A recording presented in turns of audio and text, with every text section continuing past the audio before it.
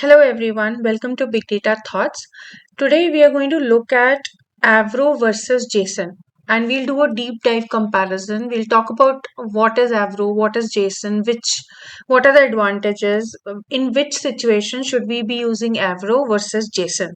This is something that's a fundamental concept that everybody needs to know because we definitely use Avro or Json in multiple situations. So let's get started.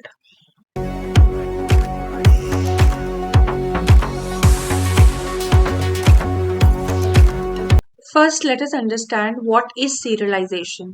So, serialization is nothing but a process of converting data or an object into a format that you can store or transmit and later reconstruct.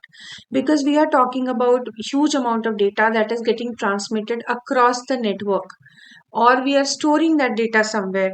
So, it is very important to serialize that data so that you can convert your data or object into a format which is easy to store, to transmit. It should not be heavy to transmit, it should not be heavy to store. So it's a way of making it easy to be stored, transmitted, and later you can reconstruct it back into your object or data.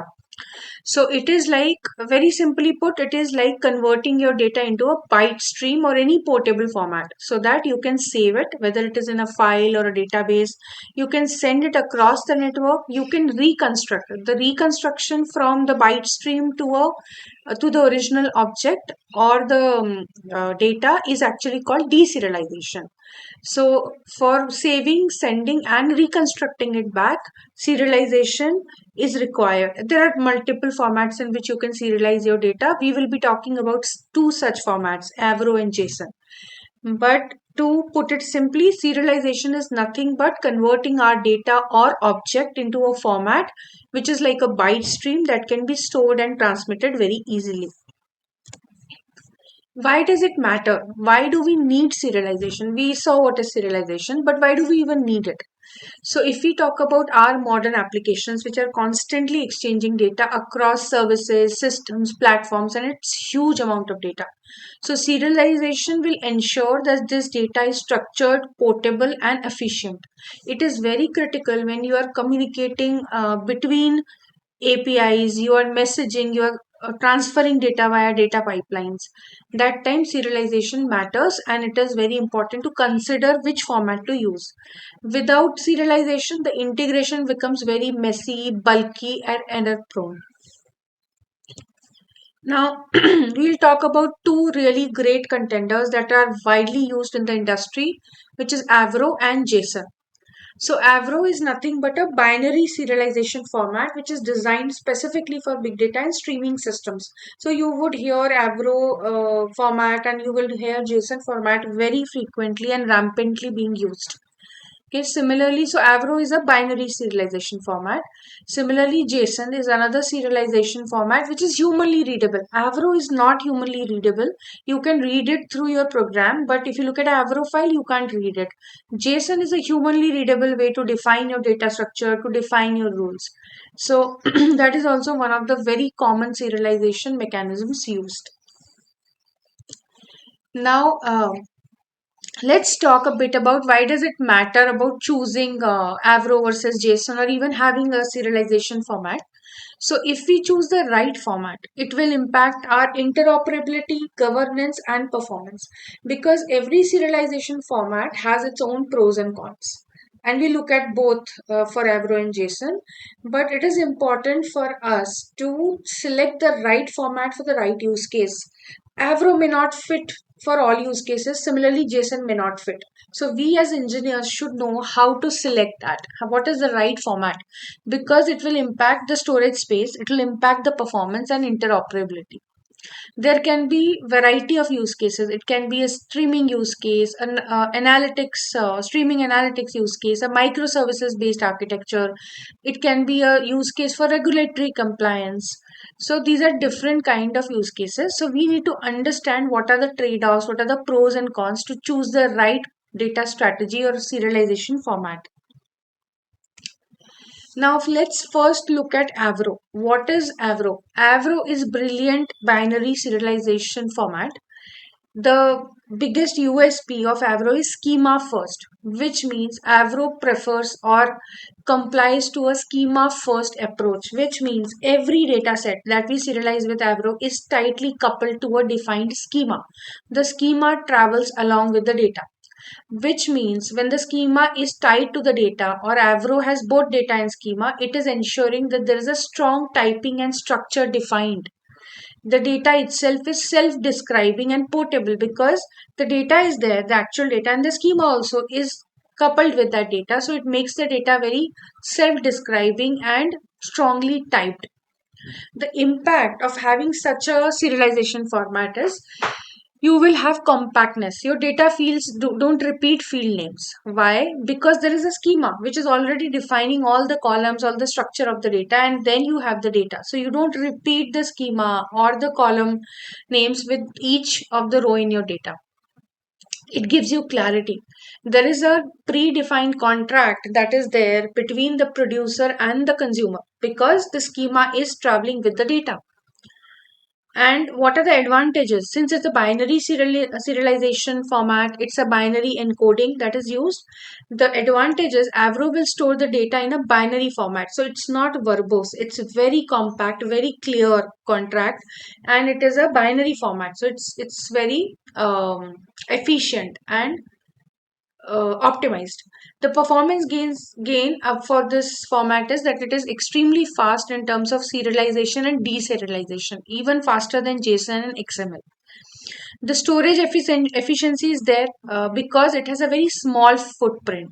So when we talk about big data, we talk about log storage, critical data pipelines. Avro is preferred due to its very small storage footprint. Since it's a binary serialization format, it is compact. Its storage footprint is less, so it is more. It has performance gains because the serialization, deserialization becomes faster because of a lower footprint. Other things which are salient features of Avro are schema evolution and compatibility.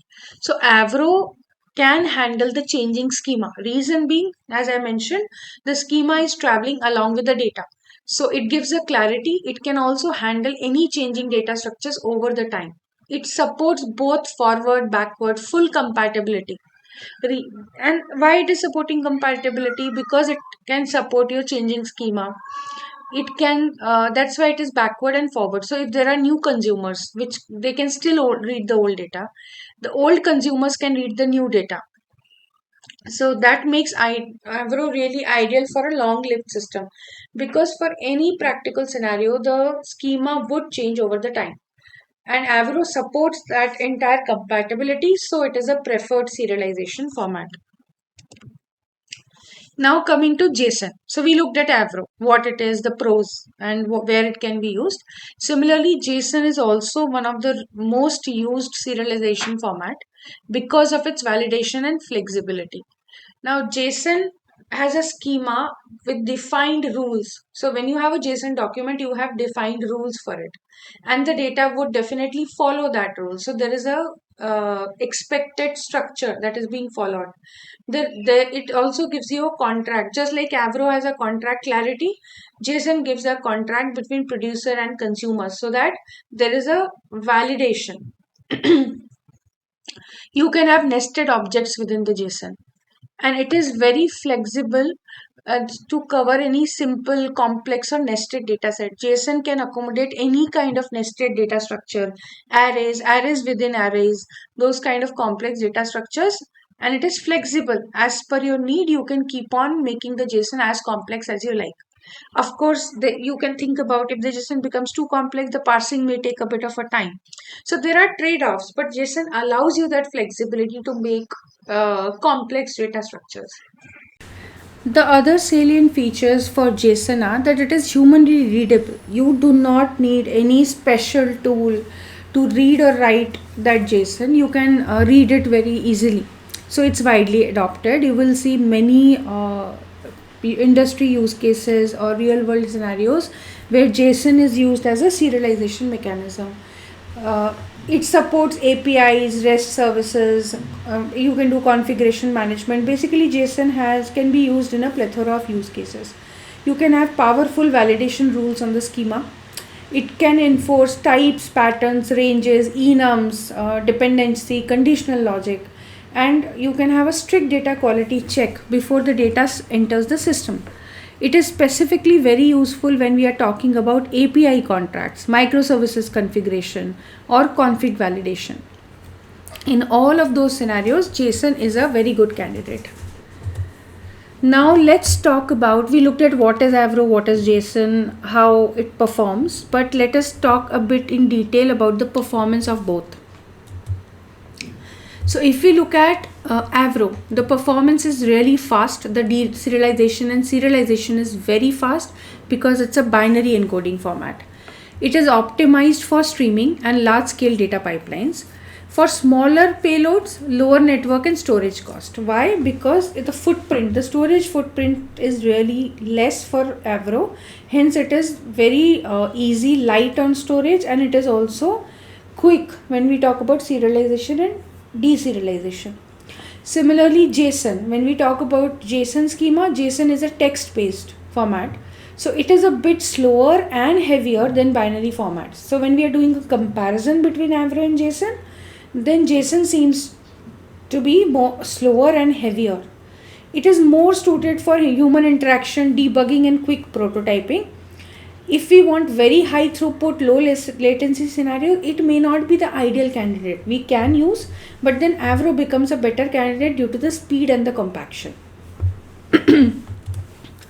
The ecosystem and tooling for Avro. Avro, you will see, is being used in many big data platforms along with Kafka, Hadoop, Spark, Hive, and it is deeply integrated with those. It supports stream and batch ecosystems both, and it has a built-in handling of schema evolution. Okay, because the schema goes along with the data, it supports both backward, forward compatibility, and it also is very clear in terms of the contract that it drives. It also supports this changing schema. For JSON, it is a native fit when we are talking about web apps, configuration files, REST APIs, and it is widely supported in developer tuning for API gateways, validators. It is very easy to adopt in polyglot environments where JSON is already the norm. So if you're already using JSON, it makes complete sense to use it. But with a caveat that it will be a bit slower and heavier than Avro. But that doesn't take away the benefits that JSON offers. What are the use cases where Avro will outperform and where JSON will outperform? Both are very good and widely used, but there are certain nuances of where what should be used. So where will you use Avro? If there is a high volume streaming situation, because that time is of great essence. We want to have quick real time updates, then we will definitely use Avro. In where big data storage, there is a lot of data we are dealing with, we want a small storage footprint, then we can use Avro. Or if there are long term pipelines, as in pipelines which are going to run for years, there will be schema changes, then Avro makes more sense. For JSON, if there are API contracts, microservices validation, configuration management, or if there are lightweight systems where human readability is important, then we would go for JSON. Now, how do you choose which is your champion, whether it is Avro or JSON? We did talk about their performance, their pros and cons, but how do we decide? So when would you pick Avro? If you need really high performance serialization and you want it's a streaming use case or a big data situation where you're streaming huge amounts of data, you will use Avro. If your system must support evolving, the key word here is evolving schemas. If your system schema is going to evolve over time, then use Avro. If you need smaller storage footprint, storage efficiency, and saving of network cost, then you use Avro. In what cases would you use JSON? If you want human readable validation, you are using microservices, you are using it for configuration, for APIs, or you want to do some rapid prototyping. You want strong developer adoption because JSON is very easy to read and understand. In that case, where your adoption and ecosystem support matters more than your actual speed or footprint, then you would use JSON. What are the trade-offs? Now, there are 3 points that we can consider when we talk about trade-off. One is strictness versus flexibility. Avro is enforcing structure, JSON schema offers adaptability. So that's the difference between the two. When we want performance versus readability, JSON of course is more readable and humanly readable. It is verbose and intuitive, but Avro is very compact and fast. The third criteria can be ecosystem fit. So Avro is well suited for a big data streaming situation, and JSON is more suited where we are doing APIs and app development. So that's how you will make the decision of choosing Avro versus JSON. Some of the recommendations are, when we are building big data streaming pipelines, use Avro. If we have API first architectures or we are doing application development, use JSON. Or you can use a hybrid approach where you are using Avro for backend data pipelines and you use JSON schema for front-end API validation. That's very much possible. We have best of both the worlds. We can use a hybrid approach of using both Avro and JSON. Okay. Now let's talk about future trends. So there is a growing demand for schema registry to unify schema across ecosystems. There is a need to have cross-format interoperability, which means translating from Avro to JSON, that kind of a requirement. There is a future trend of having self-describing evolvable data contracts, which can balance your speed, reliability, and governance. So keeping all these 3 in mind, we should decide what serialization format we want to use. Because schema will change, we will definitely want something which is faster, compact, storage efficient, but at the same time some situations would demand readability and clarity or ease of using it. So that's all for today about JSON and Avro. I hope this gives you a good insight into both the serialization formats, and please like, share and subscribe to the channel to get more interesting videos. Thank you so much.